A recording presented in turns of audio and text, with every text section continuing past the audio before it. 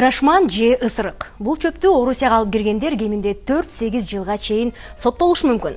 Анткени Орус өкмөтү 1998 жылы адрашманды маңзаттын психотроптук каражаттардын тизмесине кошкон. Эгер Орусияга адрашман алып кирчү болсоңуз, сизге маңзатты ашуу, сактоо, сатуу, таркатуу, кайра иштеп чыгуу, аткезчилик кылуу менен айыпталып кылмыш иши козголот. Юристтер бул оор берен экенин эскертишет. Адрашмандын салмагына карай 20 жылга чейин кесилиш ыктымал. Орус бийлиги адрашмандын курамында гармин деген наркотикалык зат бар деп эсептейт. Бирок Борбор Азия өлкөлөрү аны элдик медицинада колдонушат. Аны түт өткөндө жамандык кетет деген ырым-жырым да бар. Жакында Манас аэропорту Орусияга адрашманды алып киргенге болбой турганын эскертти. Буга Орус тараптын өтүнүчү себеп болгон. Анткени азыркы күндө деле Орусияга адрашман алып киргендер тууралуу маалыматтар токтой элек. Эжеке, бул адрашман, Баасы канчадан?